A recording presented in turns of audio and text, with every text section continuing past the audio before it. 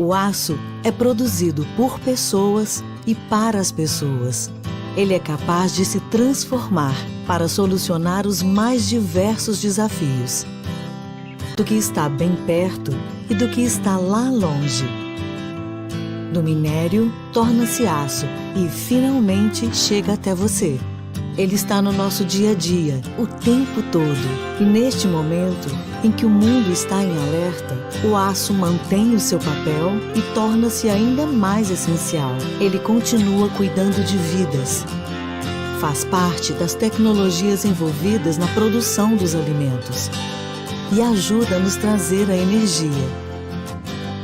O aço faz a diferença e a Usiminas também quer fazer a diferença para você, hoje mais do que nunca.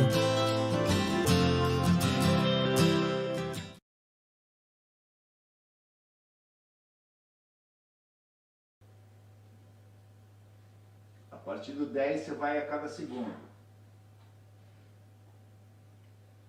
20. O 3, 2, 1 eu vou sumir, tá? Tá. Vou só até 3. Tá. 10, 9, 8, 7, 6, 5, 4, 3, 2, 1.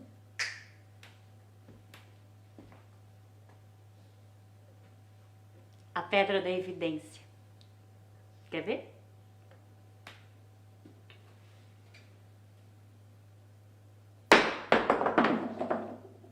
Viu? Não caiu. De novo.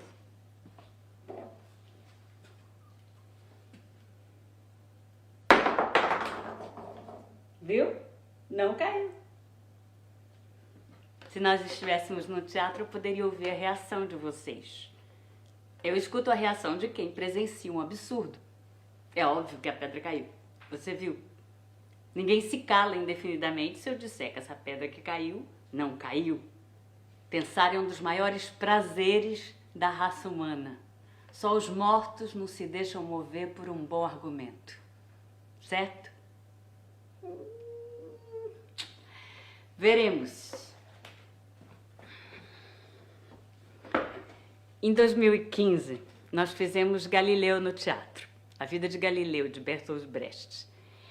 Quem fazia o Galileu era eu. Eu jamais me escalaria para fazer o Galileu. E por que eu quis fazer Galileu? Porque eu queria muito dizer o que esse texto diz. A Vida de Galileu é uma obra-prima da dramaturgia e ganhou do Brecht, o seu autor, 3 versões. A última foi quase como um testamento. Brecht estava ensaiando a 3ª e última versão do Galileu quando ele morreu do coração em agosto de 1956. Galileu foi a única biografia que o Brecht escreveu. E ele ainda fez 3 versões. Por quê? Eu sempre me perguntei por quê. Por que essa obsessão de Brecht com Galileu? Eu acho que Brecht se identificava com Galileu. Brecht se sentia Galileu. Quem de nós não? Quem de nós não precisou negar o óbvio para seguir adiante?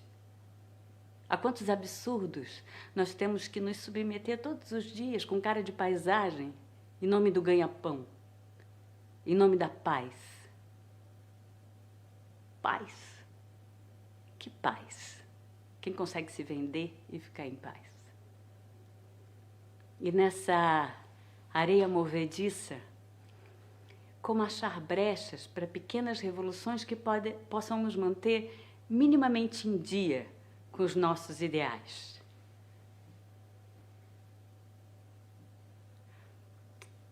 Quando a gente estava ensaiando o Galileu, um dia eu comecei a me sentir ridícula naquela minha tentativa de representar aquele homem corpulento, que gostava de comer, que envelhecia, ficava cego durante a peça. E um dia, a gente já estava perto da estreia, eu virei para a Cibele, a peça tinha uma direção linda, incrível, da Cibele Forjás, e um dia eu sentei no palco, assim, perto da Cibele, virei para ela e falei, você não vai me deixar passar ridículo, né? E ela falou para mim, mas fazer teatro é atravessar o ridículo. Cá estamos. A peça era linda, um elenco incrível, maravilhoso, eram 10 atores em cena. Tinha um cenário do Marcinho Medina, que era incrível, era uma arena que atravessava o proscênio e me deixava lá, cara a cara com a plateia. Bem diferente da gente aqui hoje. Mas eu tenho fé que vocês estão aí. E nós temos a lente de uma câmera, que pode me aumentar para vocês como um telescópio. Como o telescópio de Galileu. Pode ser bom. Preparados? Facciamo così. Sente-se aqui.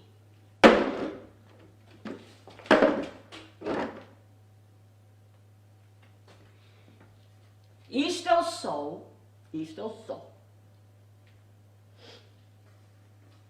Aonde está o Sol? À sua esquerda ou à sua direita? À sua esquerda, certo? E como fazer para ele passar para a direita? Pega a bacia e passa para a direita? Mas não tem outro jeito.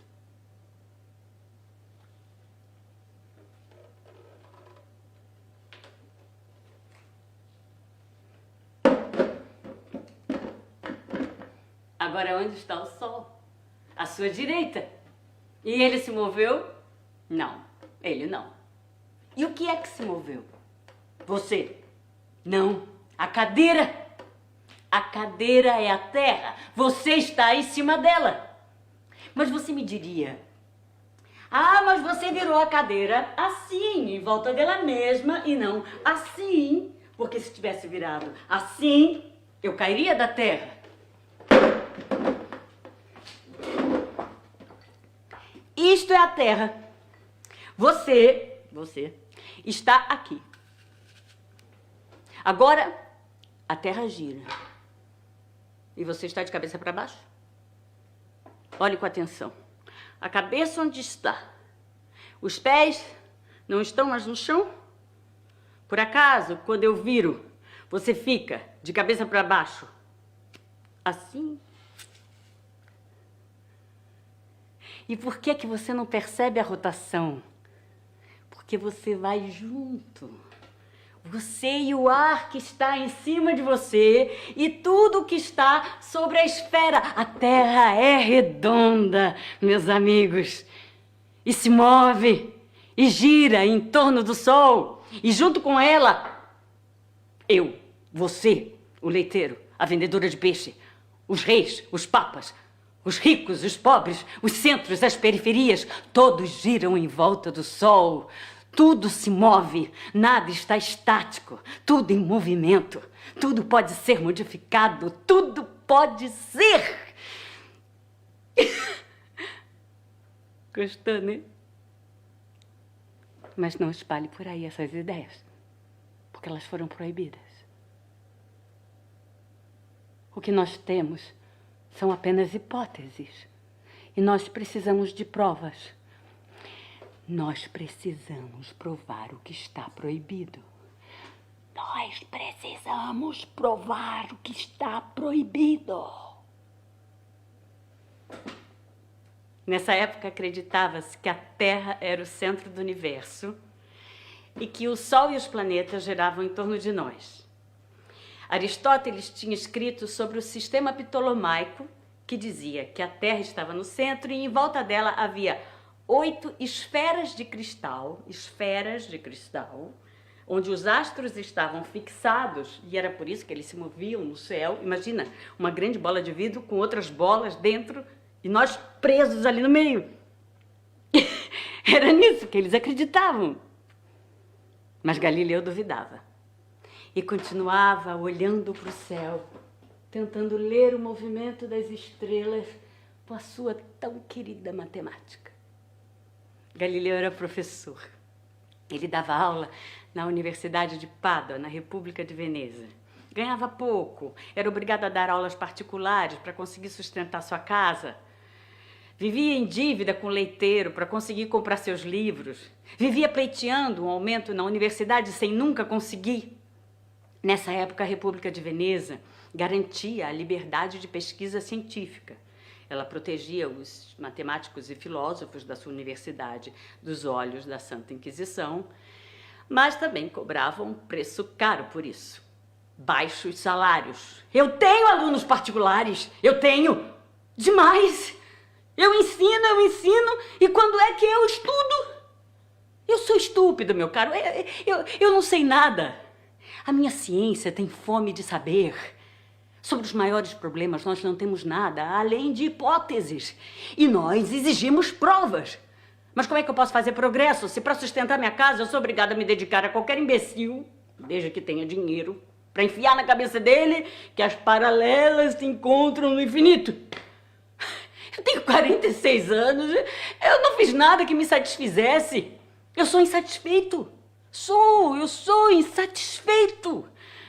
E essa seria a razão para vocês me pagarem melhor se tivessem juízo, porque a minha insatisfação é comigo mesmo. Mas vocês fazem de tudo para que eu fique insatisfeito com vocês. Vocês amarram a boca do boi que está trabalhando. Uma mulher insatisfeita vale muito. Quanto vale a minha insatisfação?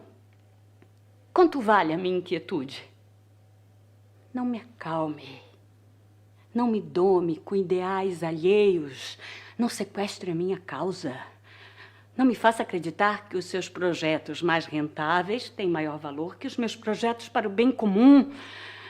Uma mulher insatisfeita vale muito, vale a pena investigar. Há outros caminhos, há vantagens em outros lucros, há coisas mais valiosas a se acumular. Não use a espada afiada da minha mente inquieta numa luta medíocre. Não me faça perder tanto tempo com o estômago. Quanto que mais vale é a minha mente. Eu preciso cultivar outras riquezas. Uma mulher insatisfeita vale muito. Mas Galileu continuava a dever o leiteiro. Toma conhecimento, então, de um tubo que andava fazendo muito sucesso na Holanda, um tubo com 2 lentes, uma côncava, uma convexa, que aumentava tudo o que se via por ele, o telescópio. Tem, então, uma grande ideia e consegue matar 2 coelhos com uma cajadada só. Aperfeiçoa o telescópio, conseguindo que se enxergasse muito mais longe por ele, agrada a universidade, porque a faz ganhar dinheiro com a nova invenção, e consegue chegar mais perto do céu. Galileu, então, vara as noites, continuando a sua pesquisa na escuridão. Galileu confia na continuidade. Galileu confia que a verdade é uma conquista, uma construção. A verdade é filha do tempo e não da autoridade. Galileu olha para cima.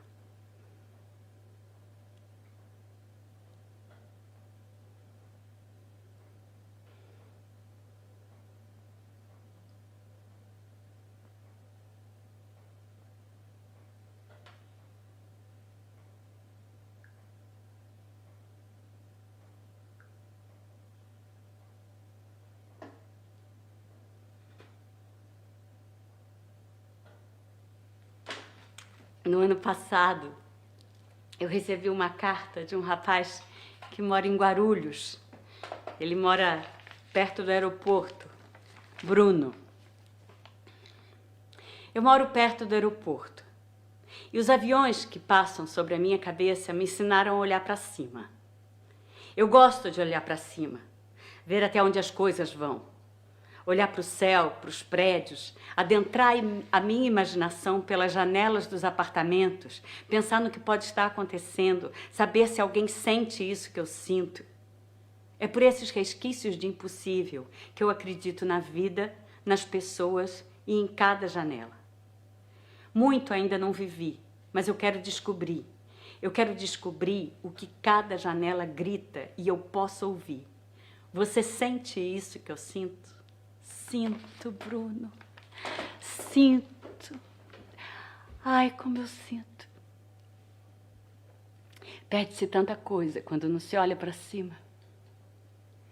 Perde-se a noção do nosso tamanho ínfimo e gigante. Gigante por justamente poder perceber essa pequenez e perceber que se faz parte da natureza e como ela não se tem limites. O homem não tem limites. Um dia se dará conta disso e será livre, ainda nesse mundo. Frase de Giordano Bruno.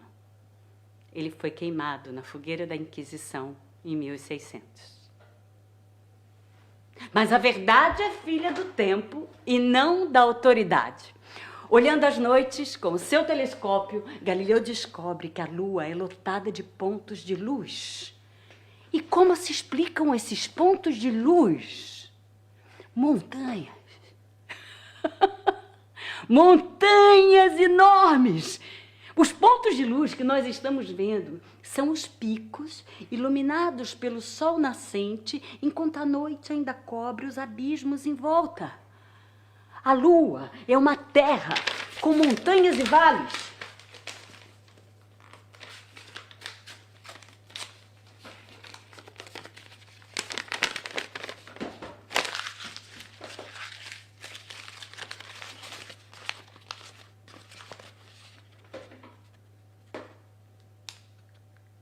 Percebe? Percebe? As montanhas. O que a Lua é para nós, nós somos para a Lua. Mas você me diria, mas como pode a Terra, um corpo frio, emitir luz? Do mesmo modo que a Lua. Como um rebatedor. A Lua e a Terra só brilham porque são iluminadas pelo Sol. O que nós vemos da Lua é a sua parte iluminada. O que a Lua vê de nós é a nossa parte iluminada.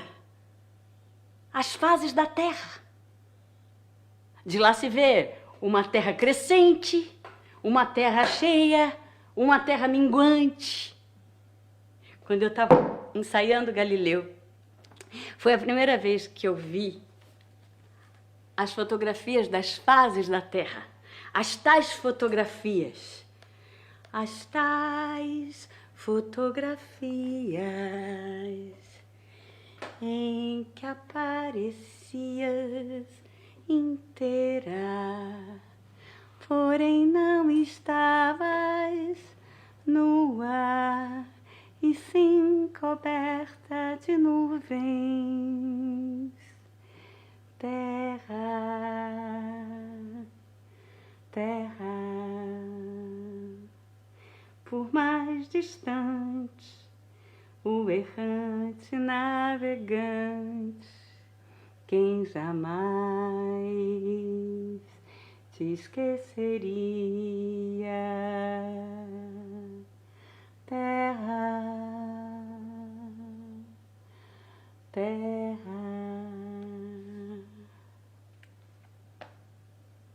A Terra é redonda e brilha e se move girando em torno do Sol. Mas nós não podemos falar sobre isso. Não faz 10 anos, Jordano Bruno foi queimado na fogueira e ele afirmava exatamente isso. Só que agora nós estamos vendo. Com o telescópio, nós estamos vendo. O que nós vemos é que não há diferença entre céu e terra. Hoje, dia 10 de janeiro de 1610, a humanidade registra em seu diário a abolição do céu. E eu descobri outra coisa. Olhe Júpiter. Olhando as noites com seu telescópio, Galileu descobre que ao lado de Júpiter havia, ora, 3 estrelas, ora 2, ora 4. Ou seja, elas giravam. Elas giravam, se escondendo atrás de Júpiter. Júpiter é um planeta que tem estrelas à sua volta, mas isso quebraria a tal esfera de cristal em que Júpiter está fixado. Não há esfera de cristal, não há suporte no céu, não há ponto fixo no universo. Essa é a prova. Júpiter é outro sol. Júpiter é outro sol. Nós estamos livres. Júpiter é outro sol. Júpiter é outro sol. Nós estamos livres. Júpiter é outro sol. Júpiter é outro sol. Mas Galileu precisava que vissem o que ele viu. Tem então uma ideia. Batiza as tais estrelinhas, as luas de Júpiter, de estrelas mediceias, para puxar o saco do grão-duque de Florença, Cosmo de Médici. Mediceias. Escreve uma carta ao grão-duque, oferecendo os seus serviços como matemático da corte. Pois a nada aspiro tanto do que estar mais próximo de vós, o sol nascente que iluminará o nosso tempo. O duque de Florença tinha 9 anos de idade. Mas Galileu queria ser aceito na corte. Galileu queria poder provar a verdade. Galileu queria poder provar. Galileu queria poder. Galileu queria poder. Com a verdade embaixo do braço, Galileu é aceito na corte. Alteza, Alteza, tenho a felicidade de trazer à vossa presença e dos senhores doutores matemáticos, filósofos da universidade as minhas mais recentes descobertas. Como Vossa Alteza certamente sabe, nós astrônomos encontramos grandes dificuldades em nossos cálculos, porque nos baseamos num sistema muito antigo, o ptolomaico. Olhando por este telescópio, descobri umas estrelas novas que parecem me fazer este tipo de movimento ao redor da estrela Júpiter. Se os senhores estiverem de acordo, nós poderíamos começar olhando pelo telescópio os novos satélites de Júpiter, que eu batizei em vossa honra de estrelas mediceias. Faz favor. Senhor Galileu, não seria o caso de dizer que é duvidoso um tubo no qual se vê o que não pode existir? Mas as luas de Júpiter existem. Meus senhores, eu lhes peço com toda humildade que apenas olhem pelo telescópio e acreditem nos seus olhos. Meu caro Galileu, nós ainda temos o hábito de ler Aristóteles e acreditamos nos nossos olhos quando lemos.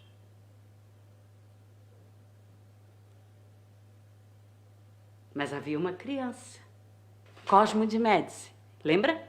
9 anos. Nada como a curiosidade e os questionamentos de uma criança.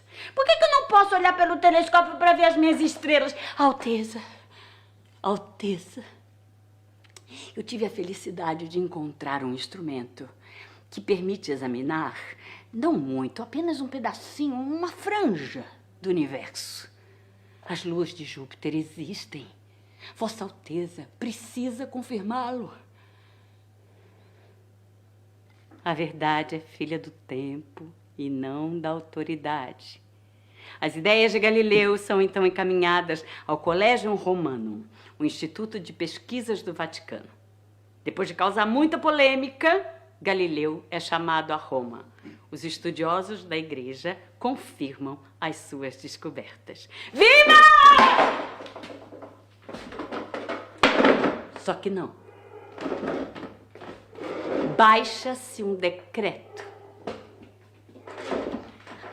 A doutrina de Copérnico é colocada no Index, o índice de livros proibidos pela Inquisição. E proibida a disseminação das teorias de Copérnico, Galileu fica proibido de ensinar a verdade. Por quê? Por quê? Por que era tão importante para o poder, a igreja, o poder reinante, que a Terra estivesse no centro? Com a Terra fora do centro, como ficaria a ideia de céu e inferno? Onde ficaria o céu? Onde ficaria o inferno? Onde ficaria o medo? Onde ficaria Deus? Onde ficaria Deus acima de todos?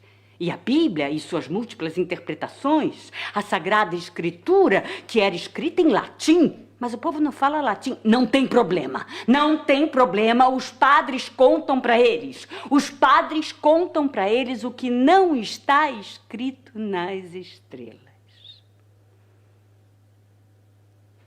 A Terra no centro interessava o poder. Oi, desculpa. Perdão. Alô, oi. Galileu, eu preciso falar com você. Desculpa, é um amigo meu, físico. Fala, pode falar.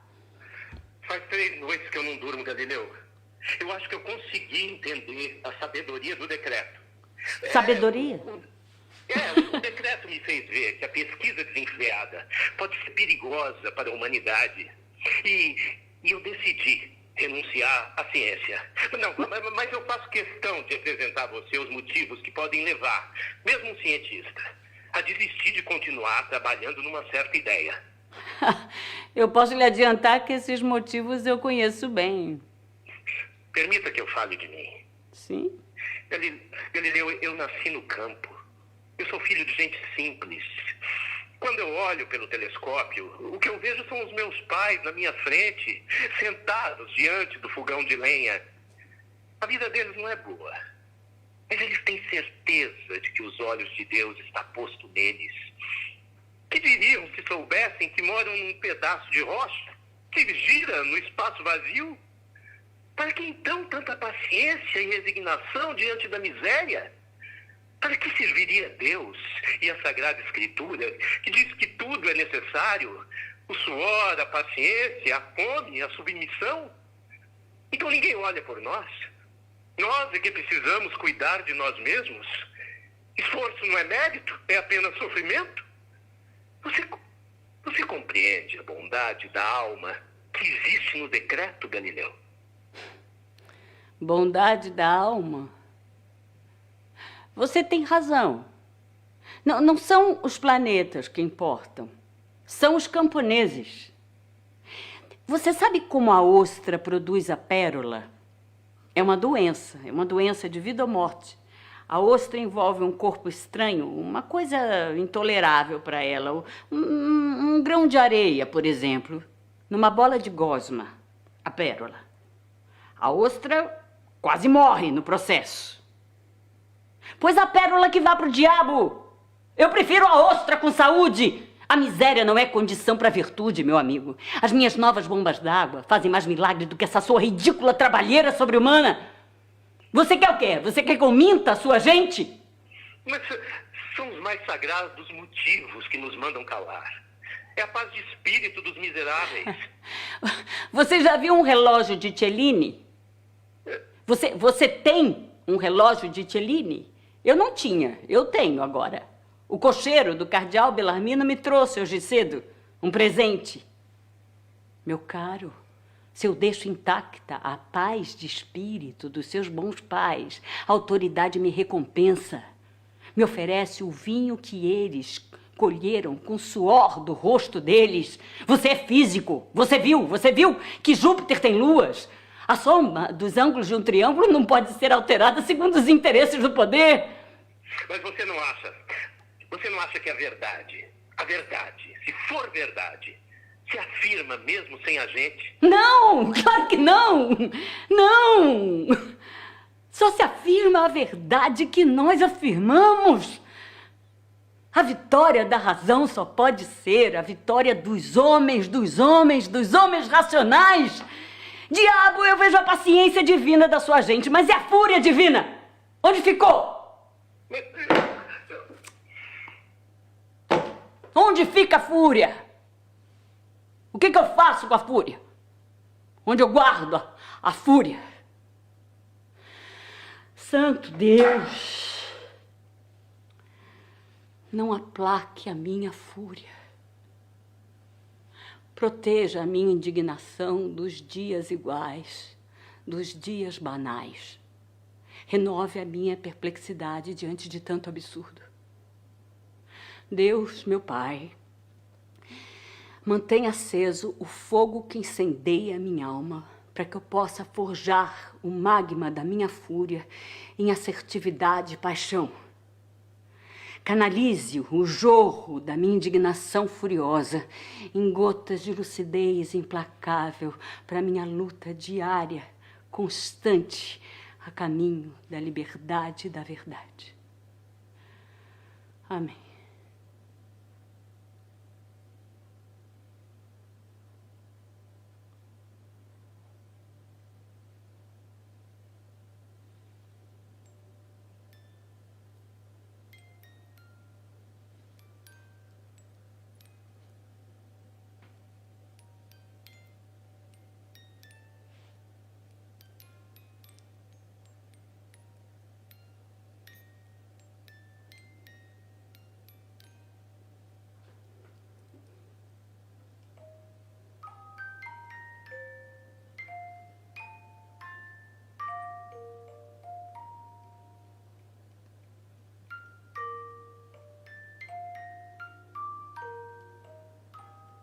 Galileu não pode mais ensinar as novas ideias, mas continua gastando seus olhos no telescópio, olhando para o céu e estudando a verdade.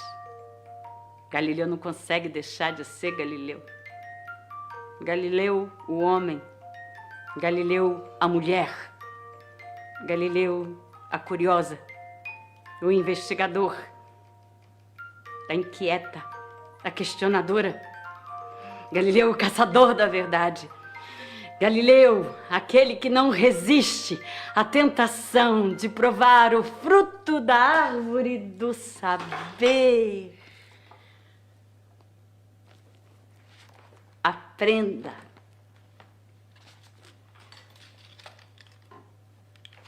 Opa! Aprenda o mais simples.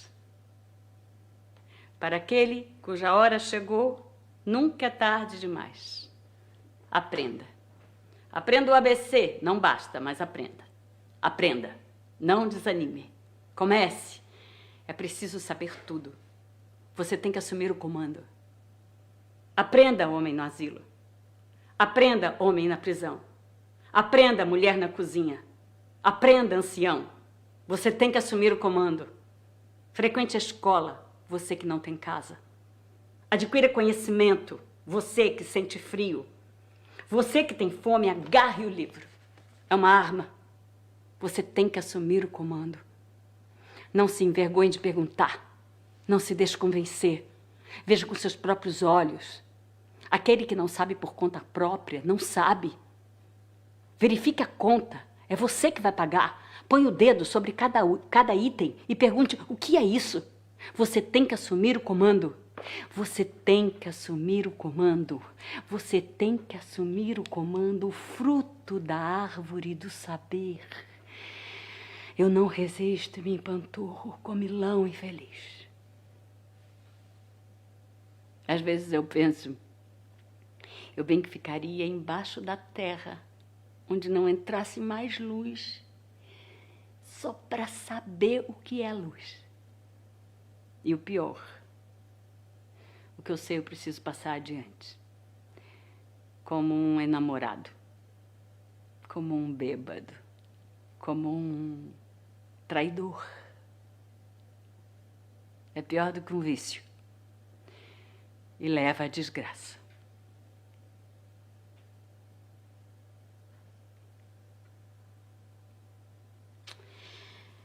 E Galileu se cala. Por fora, não por dentro. Não ensina, mas estuda. Não propaga, mas pesquisa. Galileu continua. Calado, ele vive com conforto. Bebe vinho, come bem. Vive rico e privilegiado, calado, como o matemático da corte. Será que feliz? De que serve o saber pelo saber? Galileu se empanturra.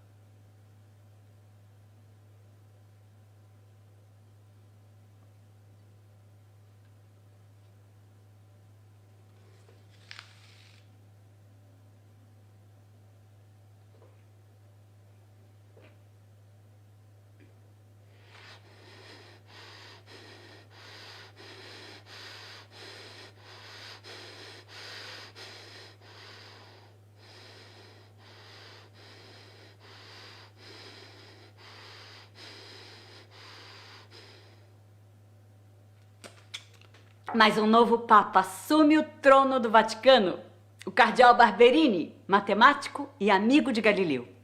Quando Galileu sabe da notícia, seus olhos se acendem. Um Papa cientista! Barberini será Papa?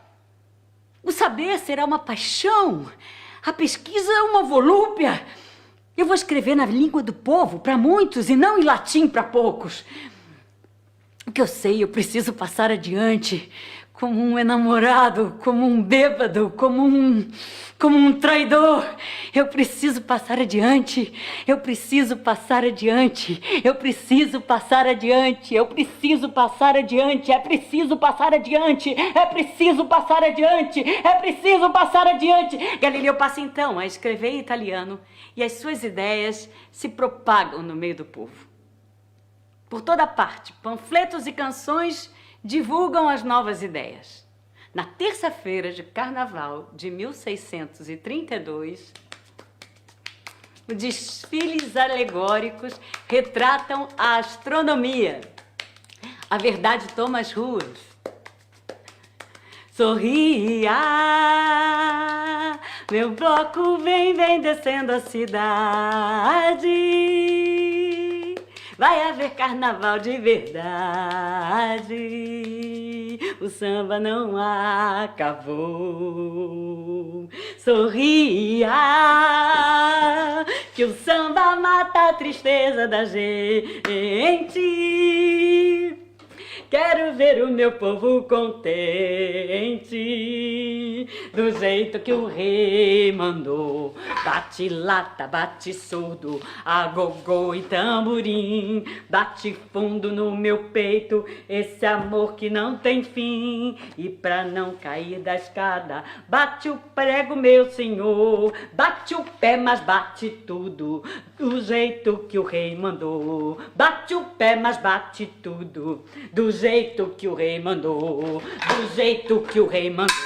Bate o pé, mas bate tudo, bate o pé, mas bate tudo, bate o pé, mas bate tudo, bate o pé, mas bate tudo, bate o pé, mas bate tudo, bate o pé, mas bate tudo.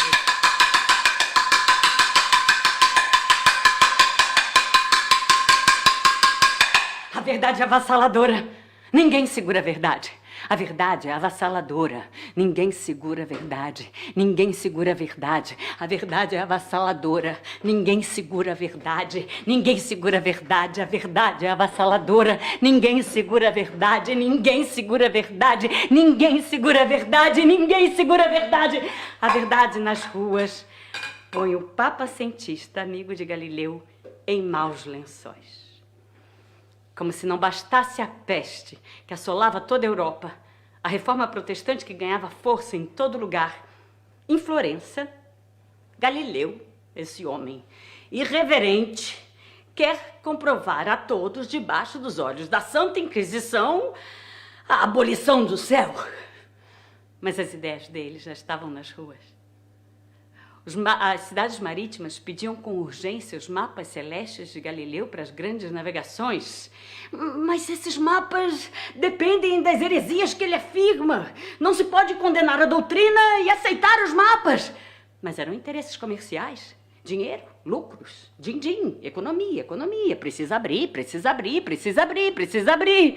Mas o que fazer se as novas ideias contrariavam a Bíblia, subvertiam o poder e acabavam com as teorias que fizeram com que a Santa Inquisição erguesse fogueiras em praça pública para queimar livros e pessoas? Que raridade!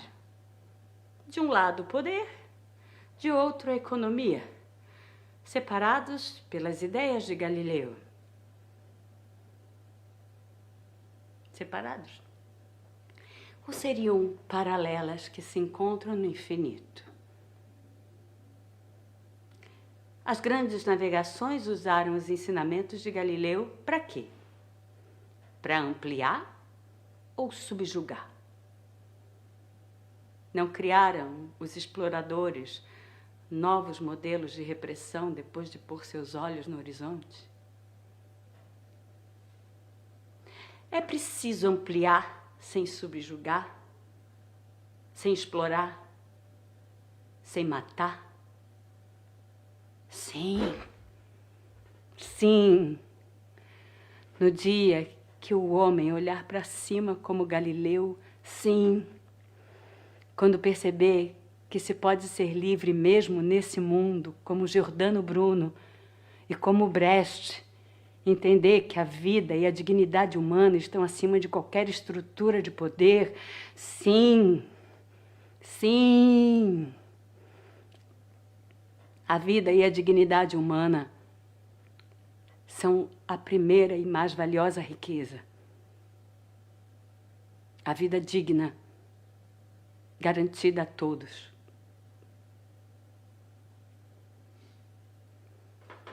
A verdade põe o papo em xeque. Galileu confiava no seu taco, mas foi vendo o cerco apertar. Por incrível que pareça, Galileu era um homem religioso. Tinha ótimas relações com o clero. Queria ser aquele que deu ao poder os novos conhecimentos. Eu acredito na razão. Eu acredito na força suave da razão. Pensar é um dos maiores prazeres da raça humana. Eu vou pegar esses padres pelo pescoço e vou forçá-los a olhar pelo telescópio. Galileu achava que podia provar a verdade. E podia, desde que o poder a sacramentasse.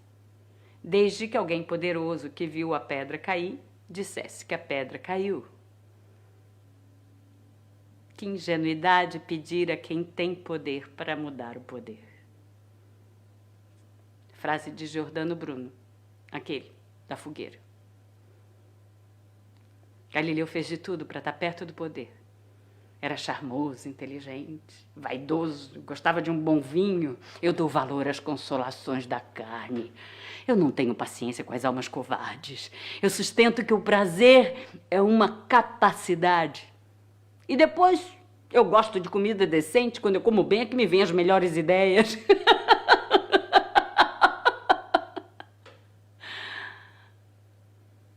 Mas como tomar o nosso bom vinho sendo fiel aos nossos ideais? Galileu esticou a corda. Ingenuamente quis presentear o poder com a verdade. Em 1633, Galileu é levado a Roma para ser interrogado pela Inquisição. Provavelmente teria ido direto para a fogueira, não fosse os amigos que tinha no clero. É mantido preso, ameaçado de tortura e forçado a abjurar, a negar publicamente as suas ideias. No 46º dia de prisão, Galileu abjura. Eu, Galileu Galilei, abjuro o que ensinei, que o Sol seja o centro do universo e que a terra não seja o centro nem imóvel. De coração sincero e fé não fingida, eu abjuro, abomino e amaldiçoo todos esses erros e heresias que cometi contra a Santa Igreja.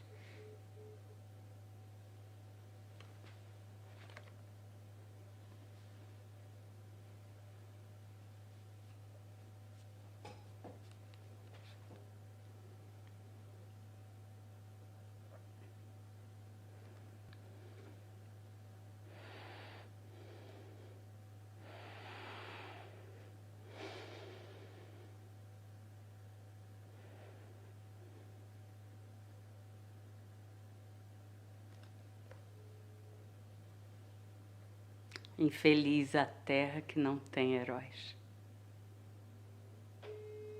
Não. Infeliz a terra que precisa de heróis.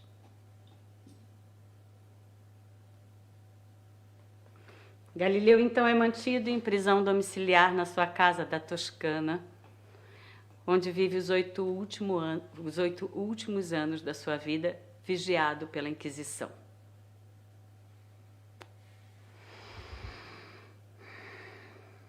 A minha submissão surtiu efeito.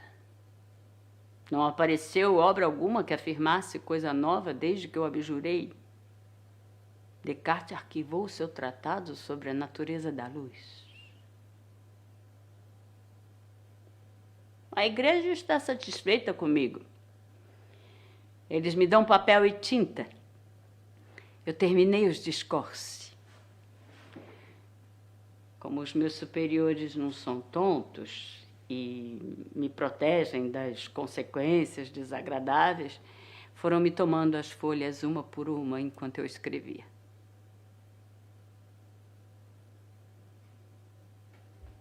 Mas pus em jogo os últimos e míseros restos do meu conforto para fazer uma cópia, escondida, usando o resto de luz das noites claras. Essa é a parte que eu mais gosto dessa peça. Galileu, arrasado, preso, ficando cego, com papel e tinta na mão, ele não consegue deixar de ser Galileu. E ele faz uma cópia, escondido, da sua obra máxima, os discursos, usando o resto de luz das noites claras. O que nós fazemos com o nosso resto de luz das noites claras? Você, o que você anda fazendo com o seu resto de luz das noites claras?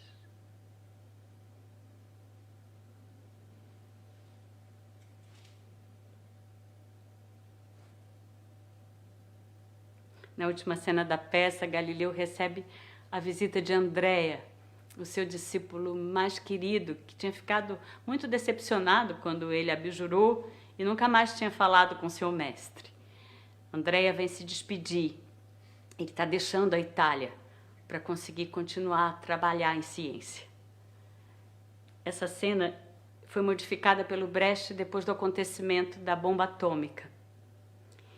E é no discurso final do Galileu, Brecht dá responsabilidade à pesquisa científica. E é nessa cena também que Brecht questiona o herói e assim nos diz que a história da humanidade é feita pelos homens comuns e que é preciso, pois, arregaçar as mangas e usar a razão como o nosso maior instrumento de luta contra a barbárie. Quando Andrea sabe da cópia escondida, Andrea diz: e nós achávamos que o senhor tinha passado para o outro lado. Mas essa cópia muda tudo. O senhor fugiu a uma briga política sem chances. O senhor escondeu a verdade diante do inimigo. Até no campo da ética, o senhor estava há séculos à nossa frente. Nós dizíamos, as mãos dele estão sujas, e o senhor diz, melhor sujas do que vazias.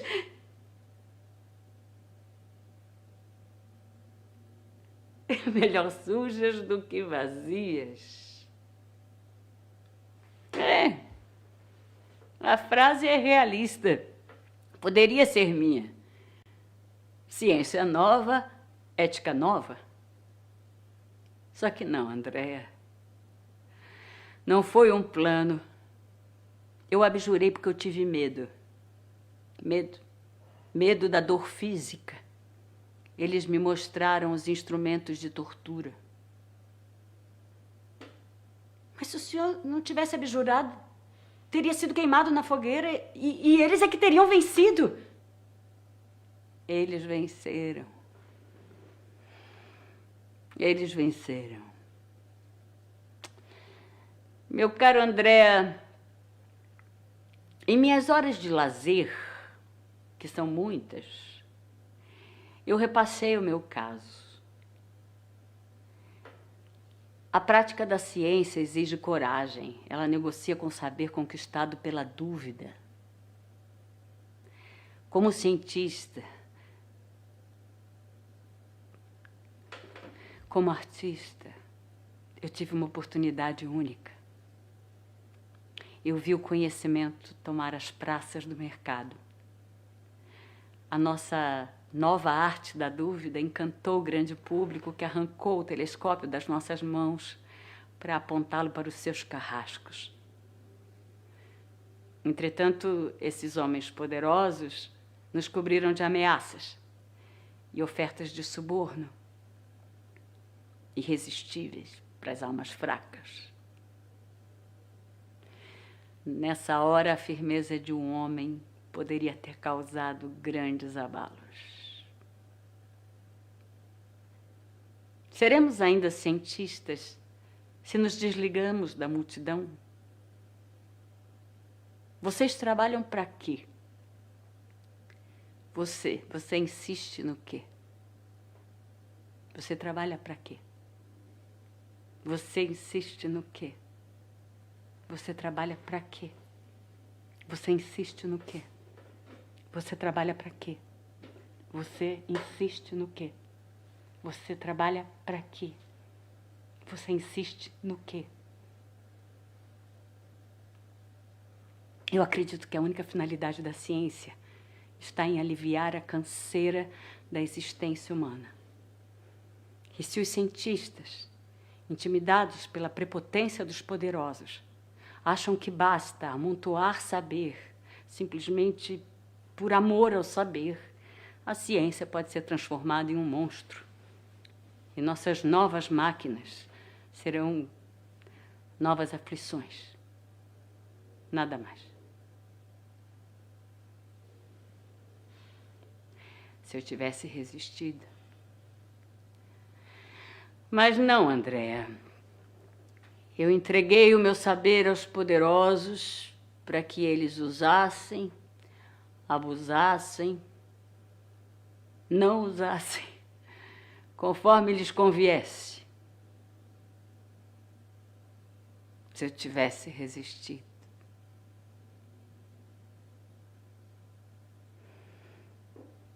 Galileu, então, abraça o seu discípulo demoradamente. Entrega a ele a cópia clandestina e Andréa sai para atravessar a fronteira com a verdade. Em 1992, repito, 1992, o Papa João Paulo II declarou publicamente que a Igreja errou ao condenar Galileu. 1992. A verdade não é filha da autoridade.